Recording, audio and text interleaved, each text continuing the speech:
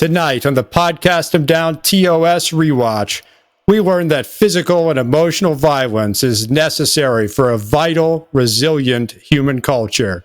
It's Return of the Archons.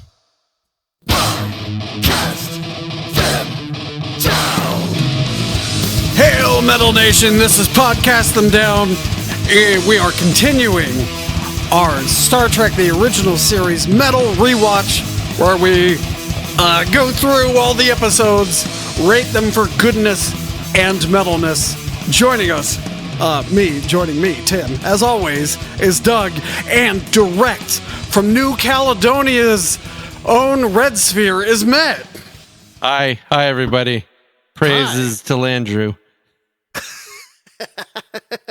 All right, Return of the Archons. So, as usual, I have not watched the episode. I don't believe in prep. Right. So, I'm going to just tell me when I should hit go on this thing. Hit go. You need to hit go because this episode starts, as they say, in media res. Okay, I definitely got the wrong DVD here. This is all wrong. Oh, what's wrong about it? Well, I'm pretty sure this is the Three Amigos. Okay, so you see Sulu running around in like a weird foppish 18th century costume, yeah? Yeah, I don't remember Martin Short looking like this exactly. Okay, nope, that's right. That's the right episode. Okay, Damn so what's it. going on?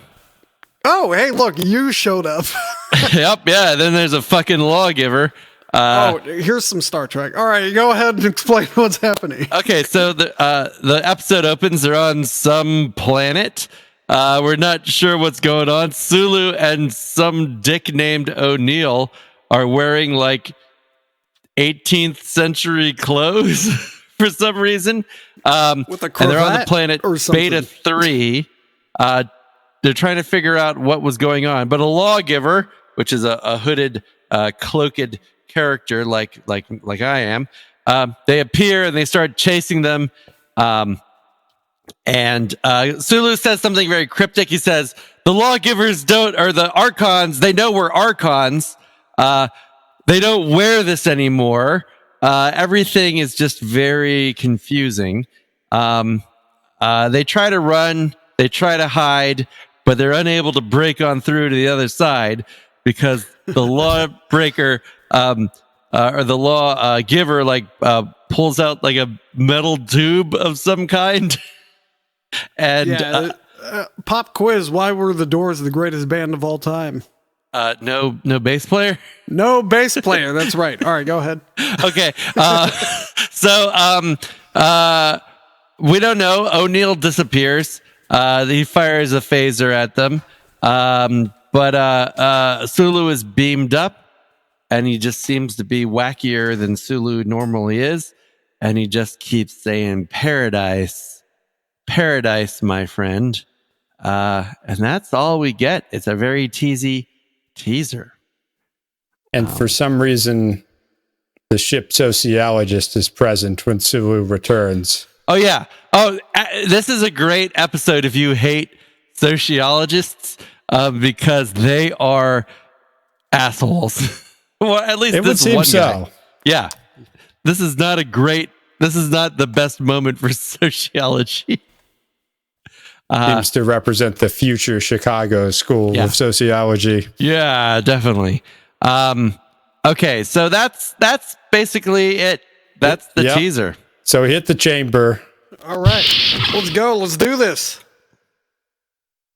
This is the part where we evaluate it. I know it's been a while. I know I'm that. reminding you because of all dead air. Because of all the dead air. No, it's not dead air. I am frankly flabbergasted and don't even know how to begin to evaluate this crazy teaser. Okay, I know how to begin. Okay. I've said it before. I'll say it again. No one will ever convince me otherwise. Sci-fi writers are just failed writers of whatever they really wanted to do. Oh. So this guy clearly wanted to write some kind of Western type thing or like 1800s, whatever. All right. And Tim's going to be eating some crow. I know. Tim is about to be proven a stupid idiot. Well, hang on. That is the impression I got from the first 10 seconds or 15 seconds or so. Okay. So I was expecting to hate everything. However, after Sulu gets gently prodded by the giant Festivus pole, Yep. and then clearly has had his mind erased or altered and can't remember. Now I'm intrigued. So I can almost forgive the stupid bullshit, Firefly-esque opening to this. That's so... Okay, that was a good dig. That's a very good dig. Thank you. All right, so if you forget, we give metal and quality scores. That's right. That's right. It was mildly metal, so I'm gonna go with 6. And quality, like if we could plot quality over time, it was 0, 0, 0, and then probably like 9, 9, 8. So I'm gonna go with 7. 6 and 7. Okay. 6 and 7. And Matt is entering these into a spreadsheet. Because it's been a while for our listeners, too. We have to remind so that's them how we do this. So you're just not being like condescending towards us. You actually have a reason to say I'm also being condescending towards you. All right. It's just going to get worse as the night goes on. Oh, no. Oh, well, at least you didn't bring any chips into the chamber this time. Not this time. No, I'm fresh out. Before I give my score, in a previous episode I listened to during Doug and I's protest, you trashed what is it, Firefly? I believe you called it garbage. And I would just like to thank you for your brave and correct stance, because Yes. Firefly is literally the worst thing ever. It's like, what do you do when you can't write anything? You produce Firefly. And what do you do when you get it canceled? You breathe a good sigh of relief, because all these dopes who didn't realize they were just watching dog turds with flies land on them got a bullet whizzing past their head, and their lives were saved, because it was only 4 episodes away from the wool being pulled from everyone's eyes, and Fox saved Josh Whedon's career. Now he later ruined it, as we know, but in that instance, at least, he was lucky. Now, I myself am a sucker for costumes, so I have to give it an 8.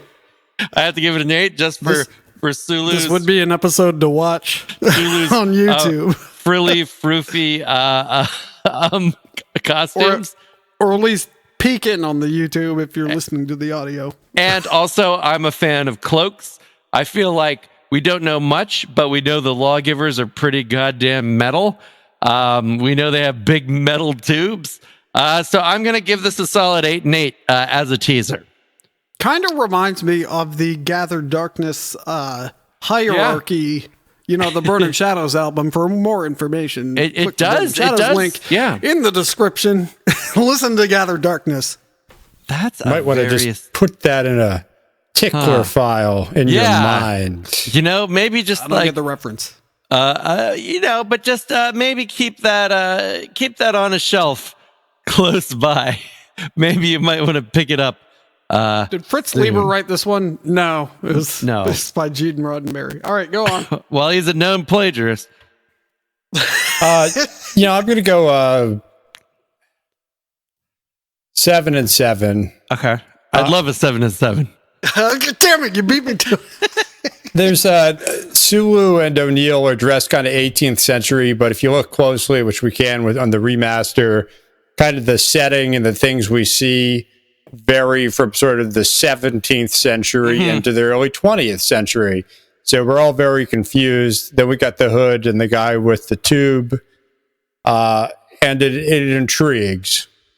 I also like the cryptic nature where, like, you get the sense that some sociologist fucked up and sent them down with the wrong clothes, because Sulu says they don't wear this anymore.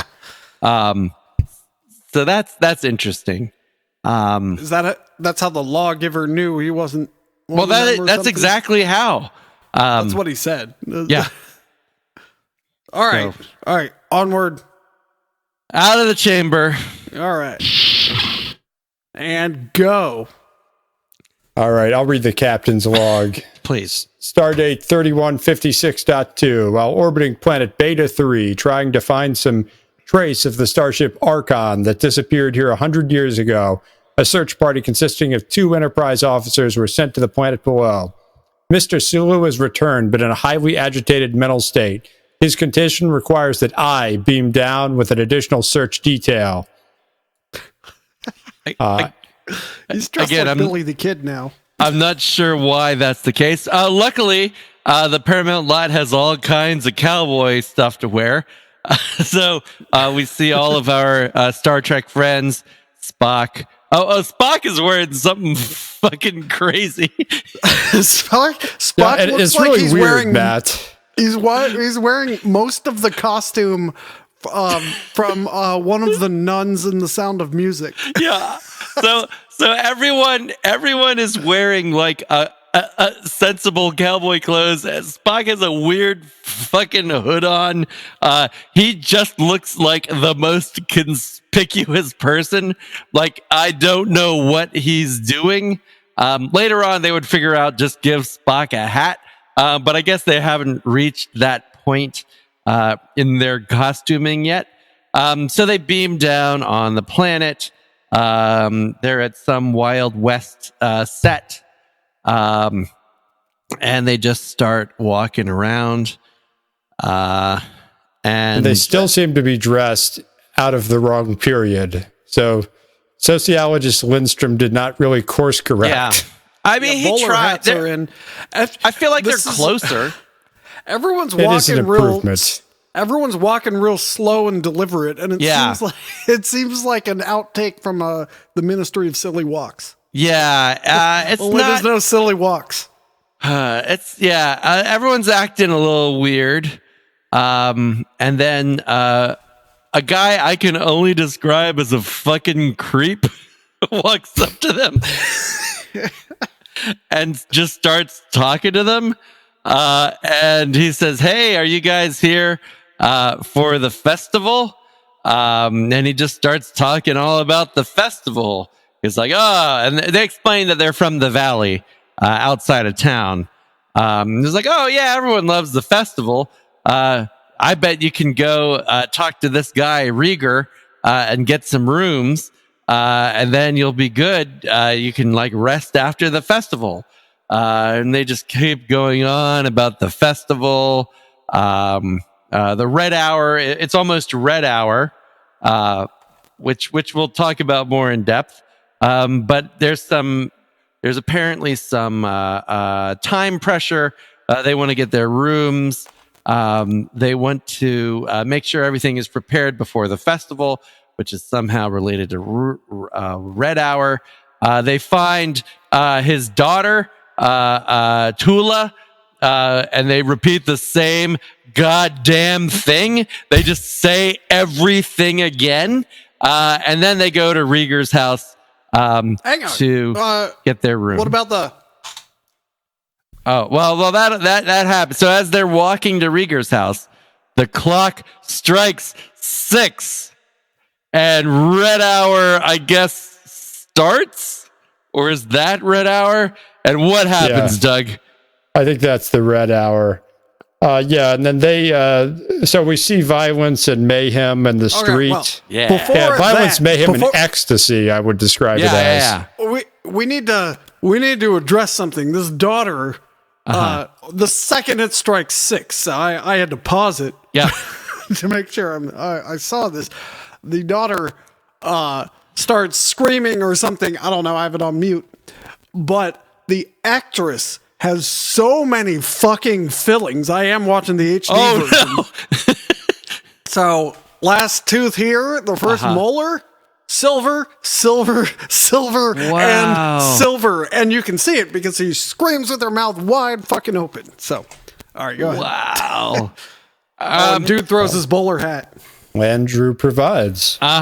So, okay, shit's getting breaking. There's like bricks flying, bricks that bounce. If you pay close attention, they must use some kind of crazy building material here on Beta 3 because the bricks bounce.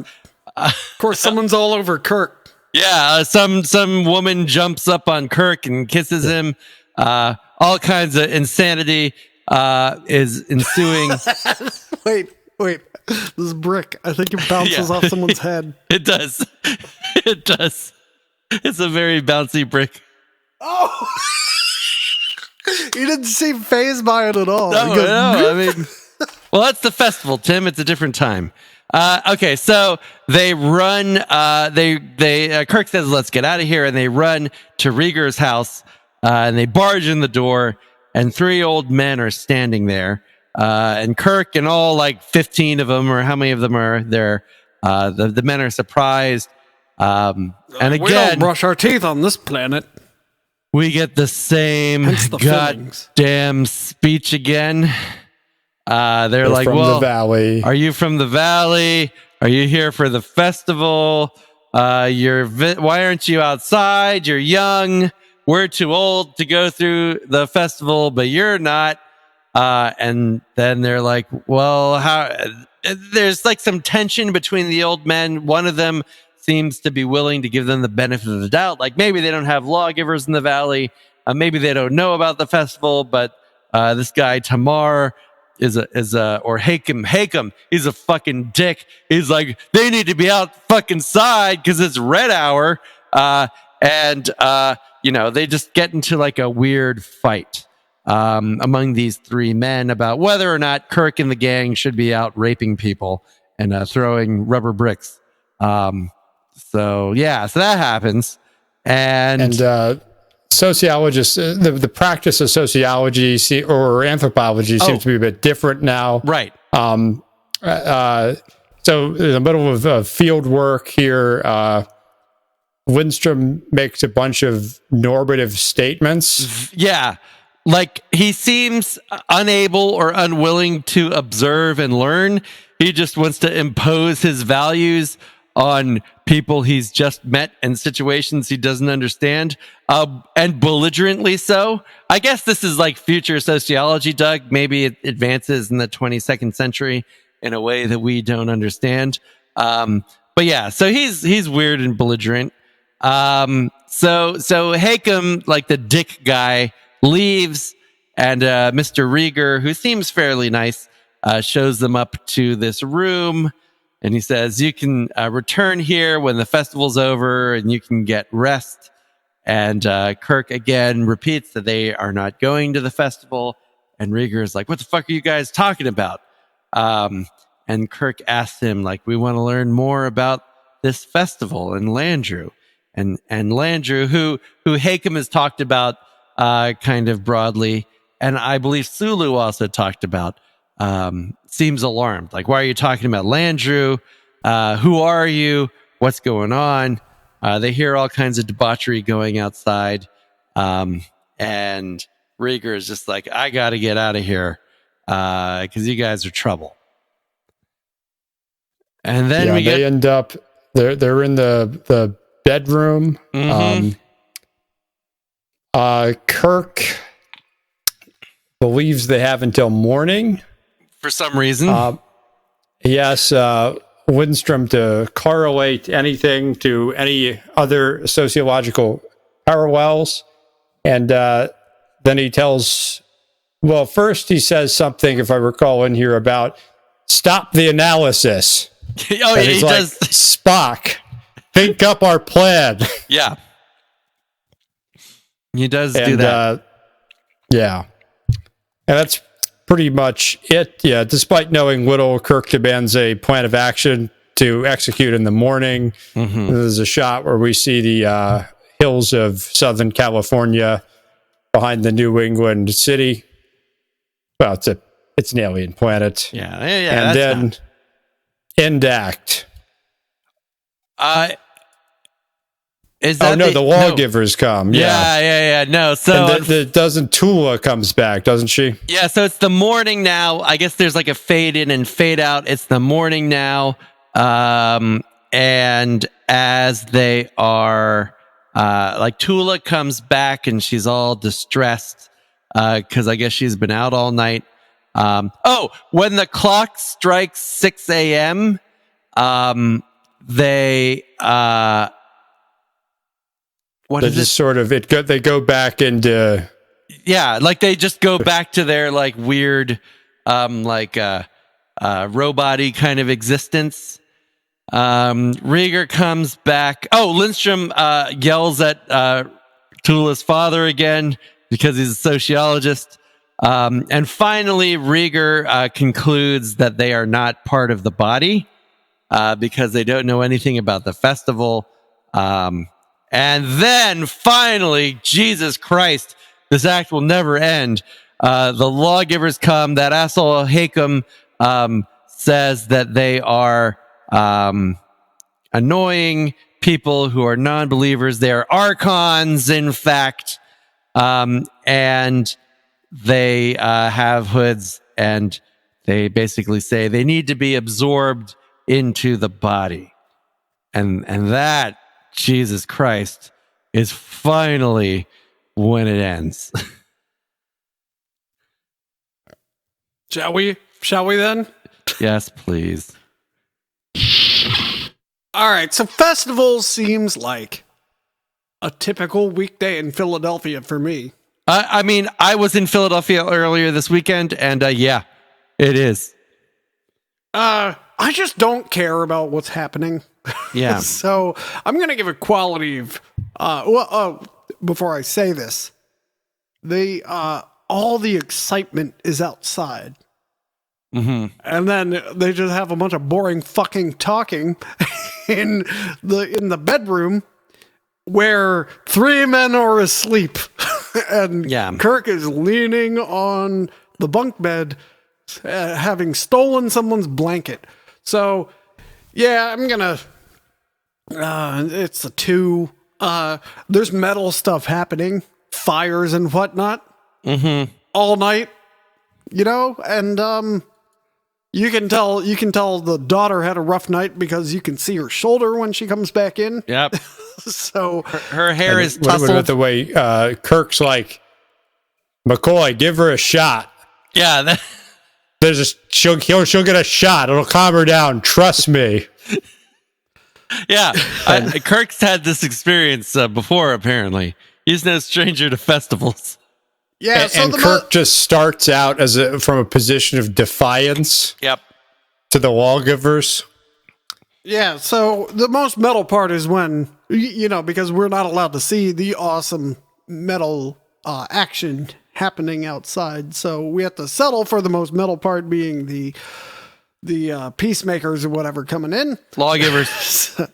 See, that's a song reference. Oh, anyway. I see what you did there. From an album no one likes. So anyway, I'm going 2 on the quality and 2.5 for the implied metalness that's happening. Okay. I agree largely. I think there's a lot of implied metal, as you say. I'll give it a 3. We do get to see some debauchery, and just the bouncy brick gets 1 solid point for me. But that was great. That was great, but it didn't affect my scores. It's weird. It's tedious. It's repetitive. It's tedious and repetitive. And because of that, I can only give this a 2 quality. They're building up the mystery, but in a very uninteresting way. I'm going to be a little more charitable and go up to a 3 on the quality. Okay. I'm going to hit a 5 on the metal. I think Kirk's whole defiance and then his sort of lack of self-awareness when issuing commands, and the way Lindstrom is is either sociology is very weird now, or he's incredibly bad at his job, and Kirk doesn't know how to manage that. And like all his normative statements, like you didn't even try and bring her back. What kind of father are you? Yeah, you know what? That is a great point. I'm going to bump mine up to a 4 just because of his mental disregard for his entire profession. And like everything he says throughout the episode is 1 or 2 steps to the right of like the default Federation position. Yes. You know, he's like, oh, you two are married, right? Or why is that man with that man? Yeah. He's like talking. He's like a middle of his field work. Conservative. Yeah, he's like a dick. Yeah. Okay. Yeah. He's just unlike you, Matt. I'm correct the first time. Okay. Well, not so fickle. As a sociologist, all I can say is fuck your wrong opinion. All right, let's get out of here. All right, I'm not going to lie. I found the next act quite confusing, and yet it is not the most confusing act. Okay, so they go outside. Rieger, I don't know his name, is trying to bring them to a place he knows where they will be safe. But Landru, whoever that is, uses telepathy to zombify the population, and they all start running or kind of lurching towards the various members of the landing party. There's a long kind of drawn out slow speed escape where they're just kind of walking briskly as people are chasing them. They use their phasers. One of the attackers is the missing Lieutenant O'Neill. So that mystery is kind of solved. I guess he's brainwashed too. And they knock him out and bring him along. Against the advice of the locals. Yeah. The locals like, no, fuck it, he comes. Bring him. Like, yeah, the locals are like, are you fucking crazy? He's like part of the body. He's gonna like tell us where we're hiding. And he's like, no, he's our guy. We still don't know what happens to the Archons. He comes. Yeah, I'm pretty sure you know what happened to the Archons because everyone knows at this point. So they go from the Wild West set to the dungeon set. And so they kind of hang out there. But while they're in the dungeon, rocky chamber kind of thing, there's also like an LED light, like a flat. It's a happy light. Yeah, it's like a flat panel light, which they can like turn on, and they're impressed. Something I think it should be made clear that they're still fucking walking now. Oh yeah, all like you're explaining all this stuff, but like. They had to talk slowly about nothing for a while, and then now they have to walk slowly for a while. And this act is are people chasing them so yet? slow compared to what you've been talking about. Go ahead. Okay, so and yeah, the sociologist fucked up because everyone's wearing like regular ties, neckties, but they're, they have like landing parties wearing how men should dress. Yeah, we'll show them. I don't care what they do wear. This is what they should wear. Throw the rocks at these slow walking fuckers. Come on. Okay. Right, now they're slightly jogging, hopefully heading to this dungeon set. But Tim, pay attention because I think some of those rocks also bounce. How come McCoy gets the light gray suit that stands out? No one else does. Maybe it's in DeForest's contract. He just has to like have a lighter color or something. This Walking with a bat like this is not threatening. Walking like a bat with this is threatening. Yeah. They need to work on their zombification. Anyway, go on. I'll catch up to you eventually. They're not very good zombies. Okay, so they have a long discussion with Rieger. Good. I have that to look forward to. We learned that he's part of some kind of underground. We learned that the cool LED light technology is from 6,000 years ago. On the remaster, it looks terrible. They had some kind of advanced civilization. It's like a triad, right? The groups. Yeah. They made it to the dungeon. They Spock or McCoy or Kirk noticed that the lawgivers just have hollow tubes. And that was like 10 minutes ago. But they're talking about it now. They haven't started talking yet. So they're breaking it down, and Spock suggests that maybe there's some kind of antenna or something using like telepathic power. Rieger's not making any damn sense. When the Archons first came, they were free, out of control, opposing the will of Landru. Many were killed. Many more were absorbed. When he regains consciousness, Landru will find us through him. He's talking about O'Neill. And if the others come, the ones like you and me who resist Landru, they'll get caught, right? They talk about the organization of the underground, which seems dumb. It's just a lot of and there's this false moment of suspense where O'Neill's coming to. Oh, right. And Kirk's like, oh, great. Yeah. And then they're like, no. I'll be really bad. And then the conversation continues. And then McCoy's like, we really have to do something, Captain. Like, fine. Give him a shot. Keep him asleep. Rieger, I want some answers. Okay. Then we get a bullshit one-line nonsense thing where Kirk calls up to the Enterprise and Scotty, without any visual of any kind, says like, we're under attack by some kind of heat beams. And so the Enterprise can't help.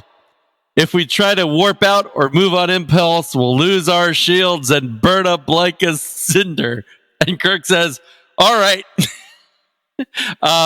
So yeah, they and Scotty commits to keeping things exactly the same for 12 hours. Yeah. Unless we can get those beams off so we can use our engines, we're due to hit atmosphere in less than 12 hours.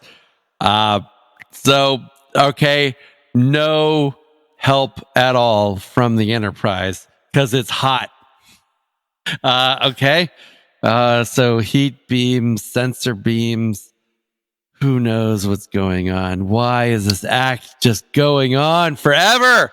The Spock detects that the same type of beams are probing them. Yep. And they're too strong to be blocked. And then oh yeah. Then a weird, wacky gentleman appears before them in a jaunty robe. And he announced that I am Landru. And Spock astutely observes that the wavy human who just materialized in front of them is a projection, unreal. And Landru just yells at them, "You've come to destroy the order of my planet. There's no war here, no disease, no crime. It's great." We have a great none of the ancient evils. We have a great Lindstrom moment where this is clearly like a recording or something. Kirk is trying to talk to the recording and Spock is like, "It's a recording, you idiot. He can't hear you." And then Lindstrom pulls out his gun and says, "Maybe he'll hear this." And again, Kirk says, "Lindstrom, calm the fuck down." And Landru just keeps talking and talking. And then all of a sudden, a shrill sound is heard, and everybody passes out. And thank Christ, the act is over.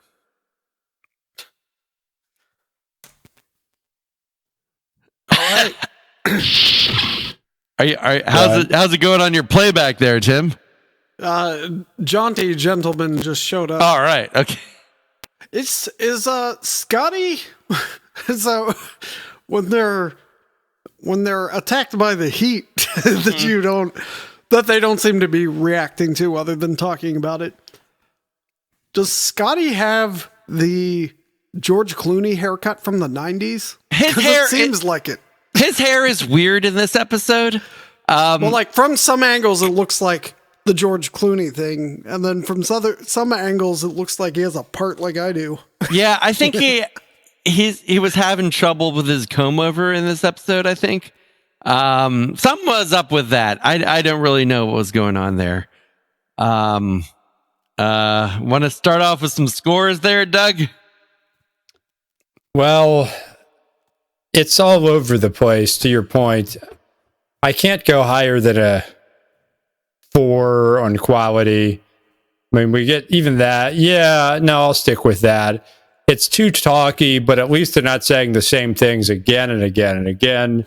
We do get the action scene. We meet Landrew. I think the build up there is okay for the kind of structure forced on this episode. We start some of our thematic contrasts. The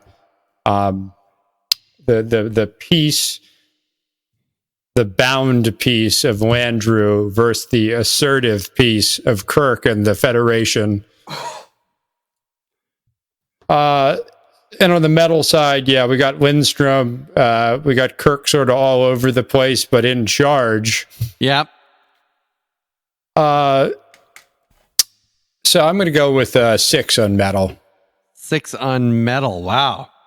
And quality? 4. 4. I agree. But I have to do a serious hit. I think quality is 2.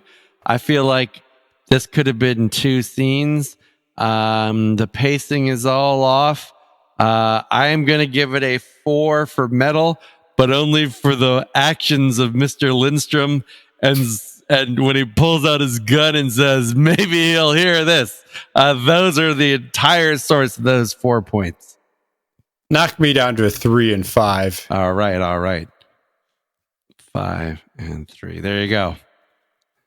I'm doing 3 and 4. Okay. I don't know. There were a couple almost moments. Was that 4 metal or 4 quality? I think you know. 4 metal, 3 quality. Oh, I do want to talk about Spock's cape though. Uh-huh. So he has ditched the hood by this point. Great point. And at no point does Rieger say, holy shit, what the fuck is up with you? Because it's Lindstrom. He's like, no, these people, they're primitive. They'll never believe it. Is it a cloak? Is it a cape? Either way, it stops at his knees, and that is not metal at all. Yeah, so in fact, subtract from the metal score. Because he's basically wearing the mini skirt version of this cape. And it's not doing it for me. It's very distracting. Okay, all right. It's not metal. Like, he has ruined the wearing of a cape. He's down to a 3 and 3 now. All right. I am a fan of the how different the jaunty gentleman's getup was, though. That nice way to break it up, and stop pretending that Landrew is this exotic name. It rhymes with Andrew. Yeah, I don't know why they're so flabbergasted at the name Landrew. I mean, he's just a dude wearing a purple cloak and has like froofy hair, like Beethoven hair. Like if it would be another 20 years before they got the flock of seagulls, but it's trending in that direction, you know. And And while we're on the subject of Andrews, I just want to say that the Andrew who played all these solos on the recently vacated Graves album, Consumed by Death, they hold up.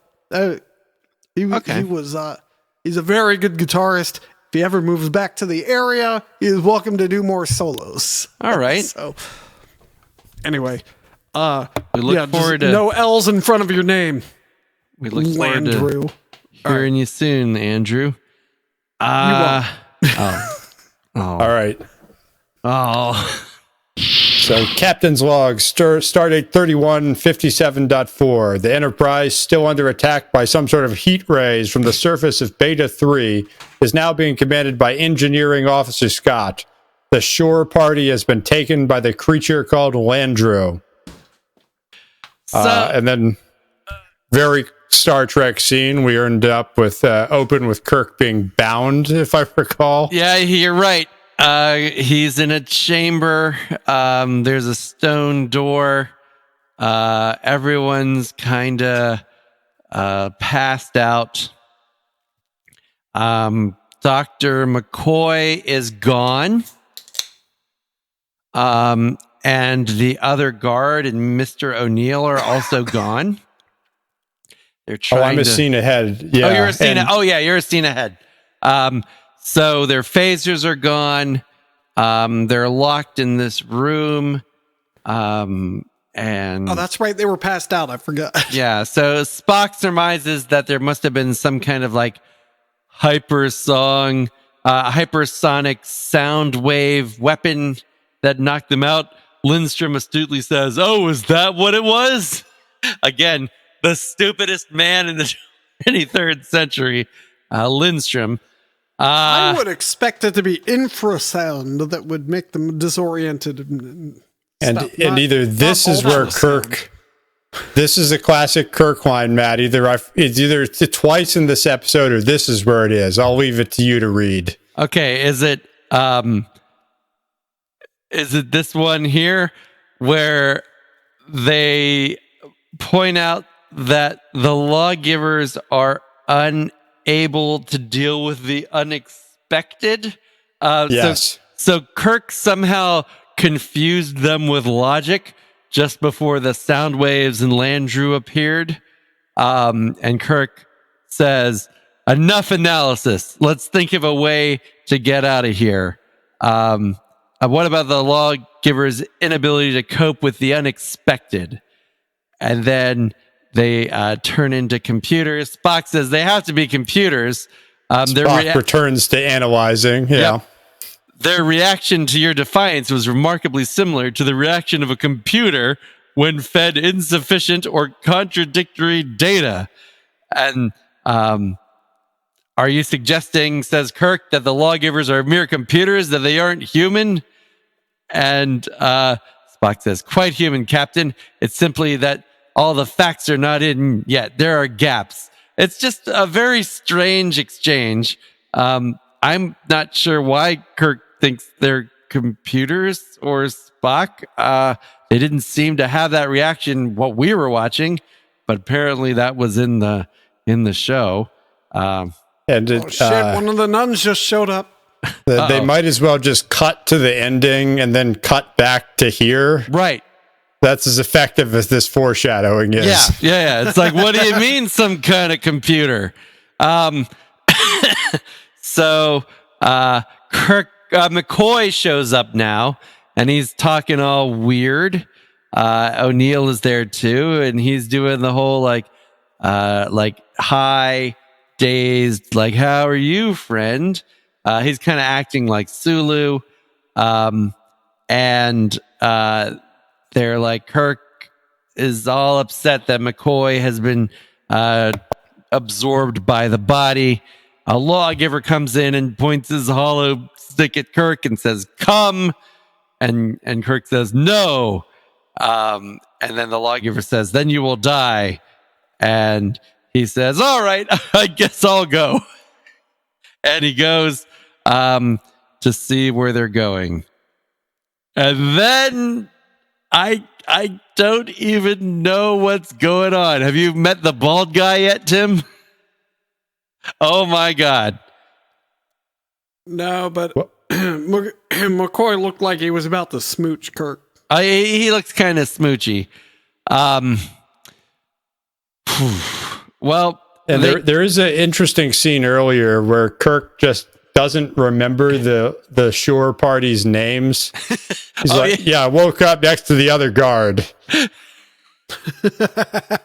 Well, there's hundreds of people on the ship. Doug, he can't remember every loser red shirt's name. Okay, so now we're in the absorption chamber, and Kirk is in his weird bondage setup. That's what he's doing. Looking forward to this. And this guy named Marplon walks in wearing, he's a bald gentleman. He has another froofy hooded outfit. And he begins manipulating the controls. And he sends the lawgiver away. We go quick cuts here. Meanwhile, Spock is trying to mind meld with McCoy. Something that I understand requires a lot of concentration and attention. So, of course, Lindstrom keeps trying to talk to him and interrupt him and saying, this is simply ridiculous. A bunch of Stone Age characters running around in robes. And Spock is like, could you calm the fuck down? We're trying to figure out what's going on. But they're interrupted, and the lawgiver points his hollow stick at Spock and says, you come.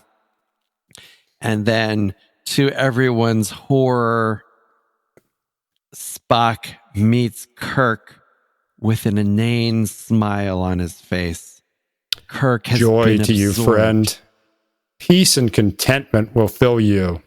You will know the peace of Landru. And they fasten Spock to the wall. It's all over. This is the very last episode of Star Trek. You're going to say something, Tim? Yeah, I was going to say a few things. Okay. Metal Nation, how do you pronounce horror? Do you say it horror like we do, or do you say horror like some sort of weirdo? Or Horror? Just write down how you pronounce the word horror. Okay. In the comments. Anyway, I have more to say, but I'll save it for the chamber. Okay. Well, I'm really interested in seeing where this is going to go. It's going nowhere similar. Okay. No, I'll bring it up now. Okay, so Marplon. Marplon.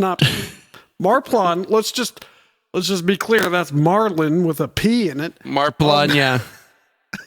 He looks like the cardinal of the law dudes. Right? Yeah. Okay, that's a good description. Then it was just like a very James Bond moment, and I'd need to check the timeline of the James Bond films, but they got it could have just as easily been Sean Connery chained up to the wall with the super. It's not a Star Trek episode if Kirk isn't chained to a wall or chained to something that spins.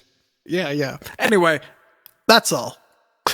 Okay. Is the fade out and then back in when when Spock looks like he's about to film a bukkake scene? Is that the next act? No. The act continues. Okay, because there was a fade out. Oh, there was a fade to black and then fade up. Right. So and then Kirk's up in here. That's in the middle of the act. The act ends. Okay. When we watch this bukkake scene and we'll see how it goes. It ends when we meet. We've reached the end of the act because it's when Spock encounters. Maybe I should back up. Oh no! Take a picture of this because maybe this will be the episode image. But when Spock is done and done. Yeah, when Spock meets the brainwashed Kirk is the end of the is the end of the act. I wish it was the end of the episode, but it's the end of the act. Because that's the big reveal. And that's the end of the act there. Oh, well, I'm not there yet, but let's get out of here. All right. We can go to. All right. Go. Okay. Well, they have the bondage Kirk, so that's 2 metal and 1 everything else. Yeah, but there Well, was hold on. nothing Widdenstrom. like Okay. nothing threatening about it. They just like loosely chained him to a wall But he's still using chained like up. IKEA parts, and then You're right, Doug. I will give it a 2.5 metal score just for Lindstrom being a dick that exists. And what about Kirk stampeding over everyone? Nah, okay. There's not really self-awareness there. 2.75, but that's as high as I'm going to go. I'll go 4 metal and 2 quality. It's not the best act of Star Trek I've ever seen. Tim? Horror? It's just kind of slow, and it's just like, I mean, it's not horrible. Do you say horrible the same way you say horror? Horrible. And horror? Horror. Yeah. Horrible. Horrible. Horrible. Horrible. How did it say it in Balmer? That's I think That horrible. was horrible. I think it's horrible, hon. I don't know. That would be horrible. If you're from Dundalk, go ahead and write us, and maybe you'll get your a whole episode just for you. Mm-hmm. Anyway, yeah, I don't know. It's kind of slow. It's like trying to be more than it is. Mm-hmm. But it's not necessarily terrible. It's not unwatchable. It's just like, could have used more rewrites. I don't get this bishop guy Marplon or whatever. Yeah, well, I'm gonna go 3. Yeah, I'll do 3 and 3. 3 and 3. Okay. I'm gonna bump like it could have been worse, but it could have been much better.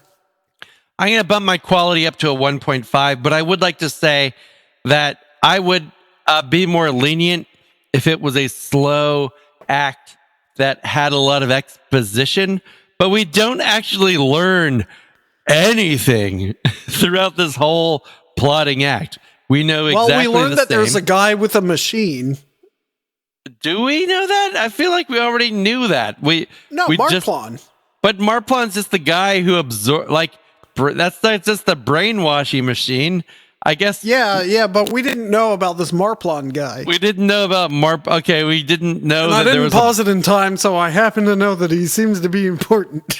Okay, well, I mean, he's just a bald guy. Okay, so we've met another bald guy, or a bald guy. All right. Yeah, not much happened.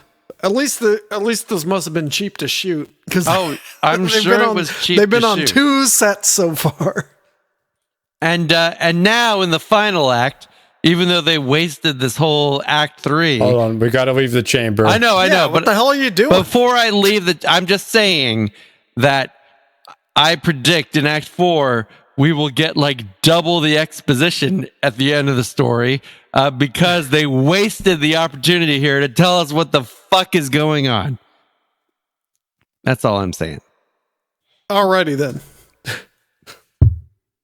All right, Marplon. Tim loves Marplon, and luckily for him, there's a lot of Marplon in this act.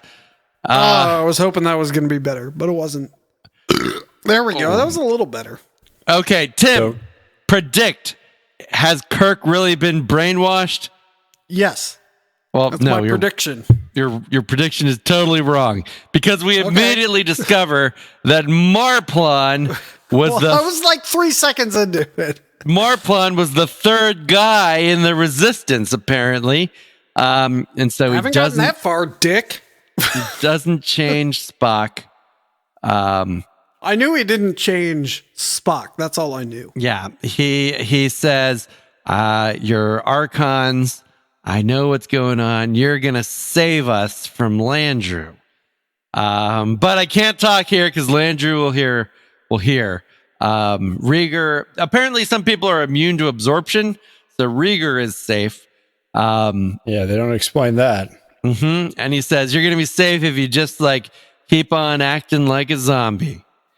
And so they I don't know. I wouldn't throw the Z around because it's not very. I don't think. Maybe it's like a pre-Romero zombie. Okay, that's probably accurate. But keep on acting like a mindless automaton. Is that better? I mean, we can say zombie as long as we've established that it's a pre-Romero zombie. Okay, it's a pre-Romero zombie. Think of White Zombie, the movie, not the shitty band. Yeah, more human than human. Yeah, I expected a reaction from Doug, but I got nothing, which is pretty metal. I respect all kinds of opinions. That was not metal. Doug, I thought you were a sociologist. Give me a boo. Do I? Oh, I do have a boo. Boo. Boo opinions. There is no Landry. All right, go ahead.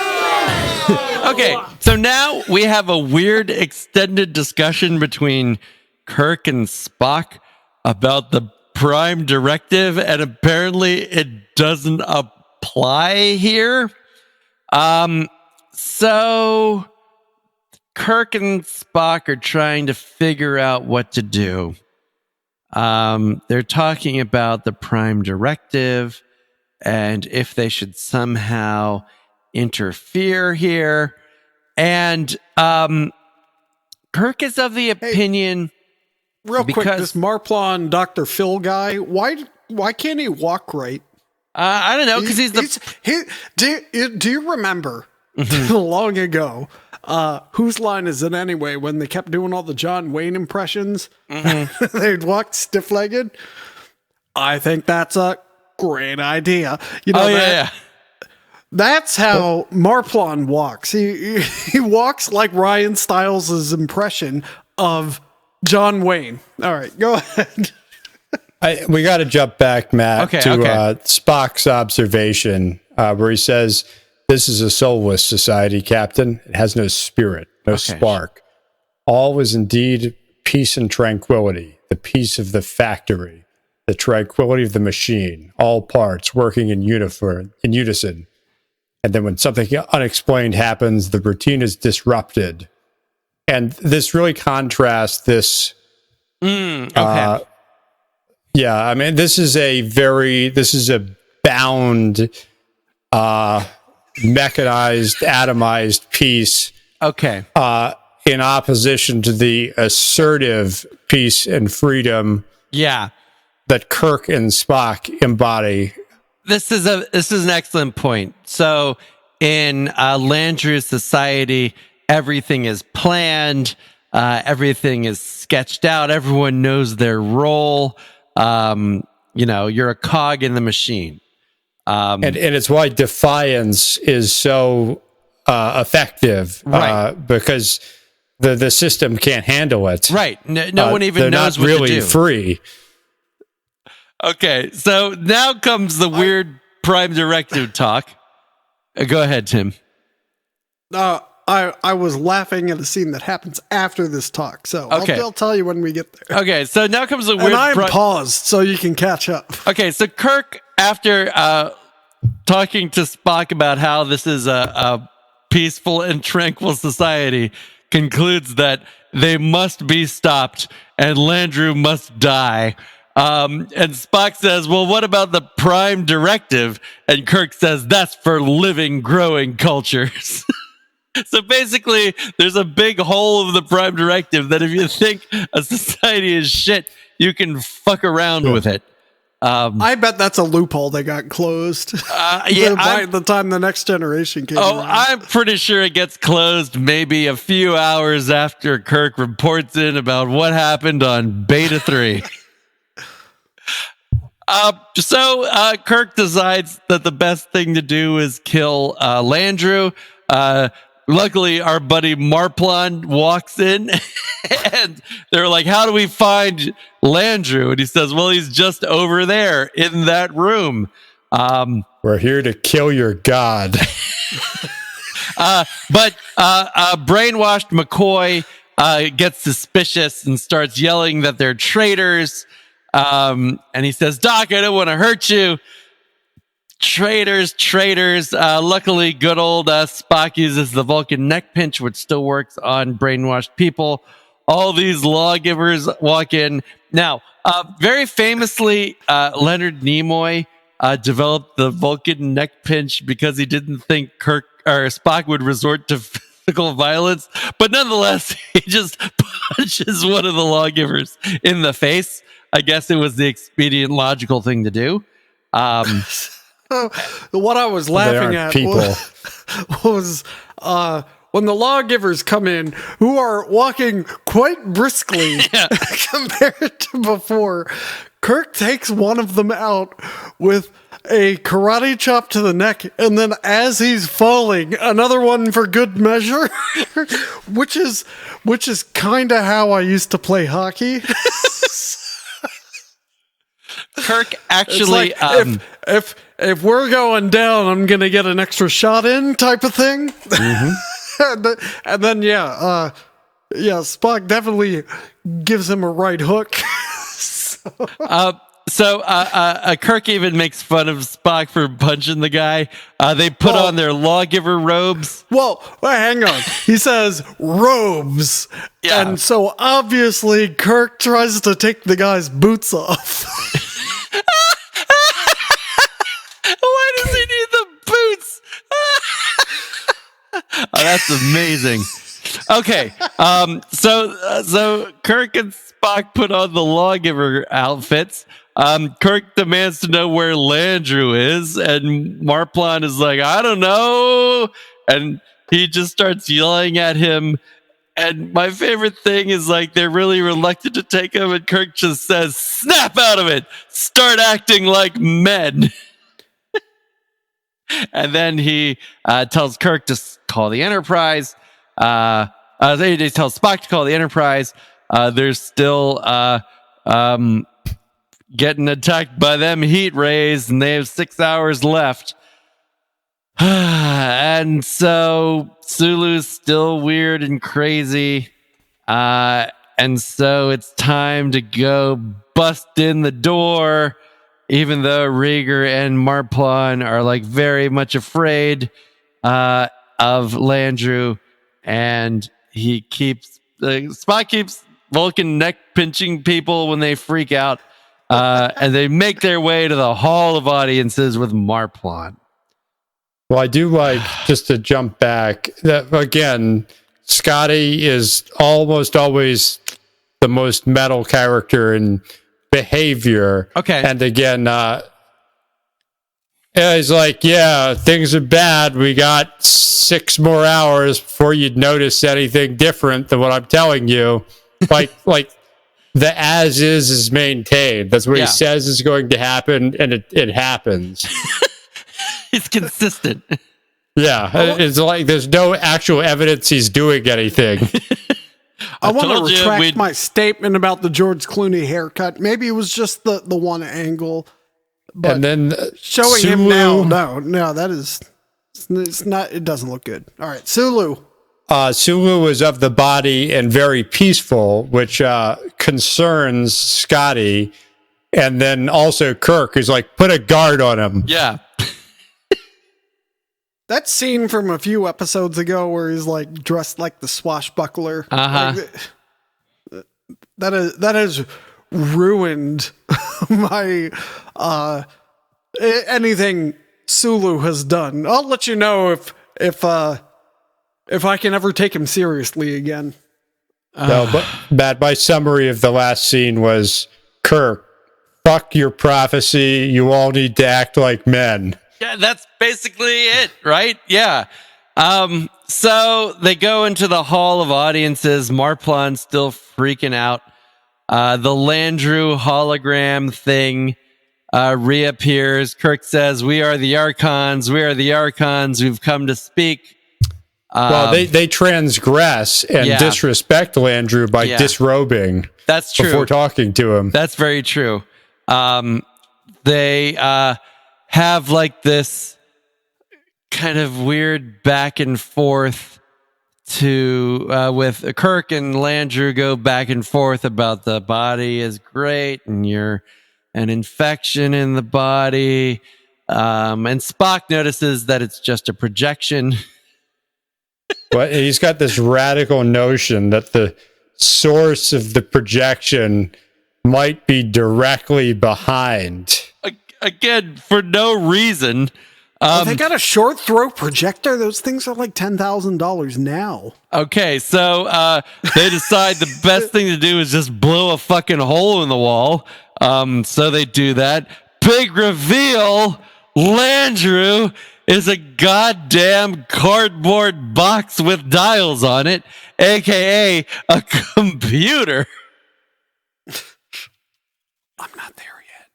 Oh, sorry. Go ahead. Okay, so Landru's a computer, and I just want to say in the captions, anytime they talk about things being of the body, they have consistently capitalized the word body. I think that's correct. Yeah. So, someone, whoever's doing their the captions has been takes their job fucking seriously. Okay, now, for a super smart computer, Landru seems really dumb.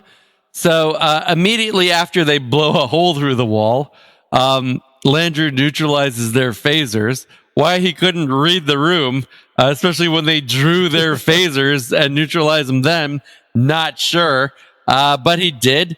This is... I'm not sure if we have encountered this trope yet, Doug, but this is a common trope in the original series, which is Kirk Kirk makes a computer face. Kirk talks a computer into destroying itself. Yeah, he fundamentally confuses a computer such to the point where it just decides to kill itself, and that happens again. Yeah, and we need to step back because there's, again, Kirk and Spock spell out their position on what peace and harmony actually is very clearly. Yeah. Where Spock's like a machine. This whole society is a machine's concept of perfection. Peace, harmony. And Kirk's like, but no soul. Pull out its plug, Mr. Spock. So apparently, Landru was a Baton. Right, he was this true person who saved his society, and as he was dying, or maybe because he knew he would die and feared that his society would return to chaos after his death, he programmed this computer basically to act like him, to be the lawgiver, I guess, and make sure that the order was maintained. So again, when the computer talks, is the light pulsing with his of course. Voice? How else would a computer like talk, in 2001? Tim? Yeah. That's how computers fucking talk.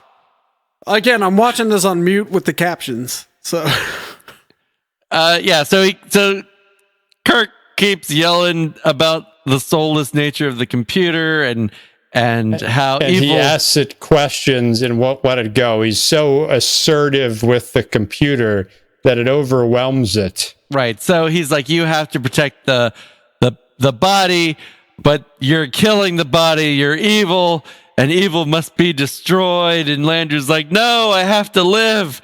And he said, your prime directive is to destroy threats to the body, and you're a threat to the body. And it's just, he breaks, literal smoke comes out of the memory banks of the computer. And Landru freaks out. He's like, do you ask a question? And then Kirk just keeps haranguing it. Poor Landru. Until it dies. Poor Landru. Luckily, so this is canon now. We know that Landru didn't actually die here. Because in a Lower Decks episode, Landru is in the home for evil computers, which is on some maximum security world maintained by Starfleet. So luckily Landru is not totally destroyed. But still, Landru is defeated here. Well, and the way this all plans out. So, well, first of all, God, Landru, I think I live. Kirk, you are evil. The evil must be destroyed. Fulfill the Prime Directive. And then Landru's like, help me. And then, so the computer blows up, and Kirk and Spock step out of the room, and then Kirk to Marplon is like, well, you're on your own now. I hope you're up to it. And you can get rid of these robes. If I were you, I'd start to look for another job. P.S. Your God's dead. Kirk out. Yeah. But Kirk you know to what? Enterprise. Come in. We're okay with Landru dead. The heat rays are gone. Landru follows head vampire rules. So all the people who were vampires go back to normal. They don't need to be like deprogrammed or anything. But the best possible outcome for the Batons happens. Kirk has destroyed their perfect society. They are on the edge. Their god. Their god is dead. No one knows what to do. They haven't been self-sufficient for 6 millennia. But there is someone who is perfectly suited to rule these people. Someone Marplon who can get their society back in order. Someone who has spent his life making brash normative assessments. And that is why sociologist Lindstrom is going to stay behind and tell the Batons how to live. He's going to restore their culture to a human form. And we immediately learn what that means. So as they're leaving, Kirk calls him and he said, how's it going down there? And Lindstrom says, couldn't be better. Already this morning, we've had half a dozen domestic quarrels and 2 genuine knockdown dragouts. It might not be paradise, but it's certainly human. And everyone is wearing string ties. And all is as it should be. Amen. There's peace and harmony at last.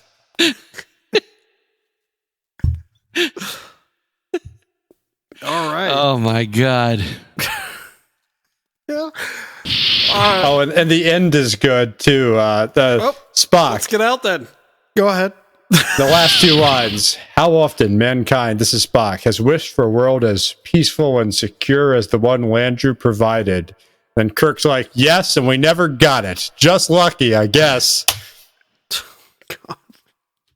All right. Hit it. All right. I like how fucking metal is it that they have ruined this peaceful society and pat themselves on the back afterwards. I mean, not only do they ruin a peaceful society, kill their god in front of them, but then they leave the least prepared person to lead them through this new era. Right. They installed a new dictator. And then they take signs of disorder and emotional turbulence as a success. Yeah. Yeah, so this is that was definitely a metal conclusion. Mm-hmm. Shit, I had a very insightful thought, but it's escaping me at the moment. So oh, that's what it was. So they defeated the computer by talking about its prime directive. Right. You know, and then Kirk and Spock have their own prime directive. Yeah, I was very confused about everything has a prime directive. Are there no nihilists in the future? I mean, you know, I just want to know about like the secondary directives. Like, aren't those important? Like, why do you got to go all the way to number 1? Not. Yeah. So, yeah, I don't know. He defeated a machine. I feel like if he really like gave a machine a quandary like that, it would just either hang or reboot or something. Yeah. It wouldn't puff smoke. So, But yeah, I think it was very metal. I don't think it was very good. So I'm going to go 4 on the metal score. But I'm going to go all the way to 4 on the quality score. But I'm going to go all the way to 9 on the metal score. You hit the nail on the head, Tim. This is a 9 metal outcome, one of the metalist outcomes in all of Star Trek. And yet, it's only a 4 in terms of quality. There was so much cool stuff, but still, it just seemed like they could have gotten to this or done something. They could have gotten to this place in a better way. We could have established a lot more of this. We could have drawn out the mystery a little bit more. We could have had a better Kirk versus the computer battle. I don't know. Yeah, I concur. I mean, the metalness of all this really can't be overstated. Freedom has to be earned through violence. Yep. Ignore the prophecy. You don't need prophecy. You don't need a god. And then just the way they kill God. And then Kirk's like, "You're on your own, Johnny. Beam me up. Looks like you need a new job." What a dick. Oh, hey, we're leaving this guy. I hope you know how to dry clean your fucking robes, asshole. What's your quality score, Doug? Oh, yeah, it's a 4. It's a 4. Woof, woof. All right. Well, this is certainly not the Metalist Star Trek episode. And in fact, it is a little bit north of average. So it is a 55.59. That's an absolute score. Yeah, of that's entirely due to the ending. 75. It is entirely due to the ending. I was actually watching the trend. It was very close to being a bottom 3 episode, but it just eked out. And now it is actually bottom 5. So lots of other worst episodes. The worst episode ever is still either Mud's Women or Shore Leave. Let me double check here. Who cares? It's definitely Mud's Women. It's the worst episode ever. It probably will keep that crown for the remainder of our thing, but you never know. Shore Leave, also pretty shitty. So should you watch Return of the Archons? I guess if you're a completist, maybe just watch the first act and the last act. You won't miss anything. But it's still good. Lots of good Star Trek tropes in here. Lots of bouncy bricks. Lots of hoods and robes, if you're into that kind of thing. So yeah, it's not awful. All right. All right. And we'll see you next time for the Space Seed. Yeah. All right. Until next time, Metal Nation. Keep your rocks bouncy.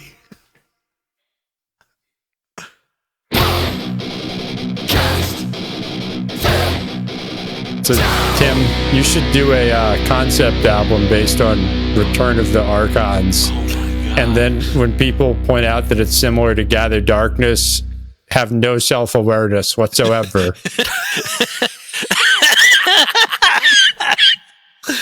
I love it.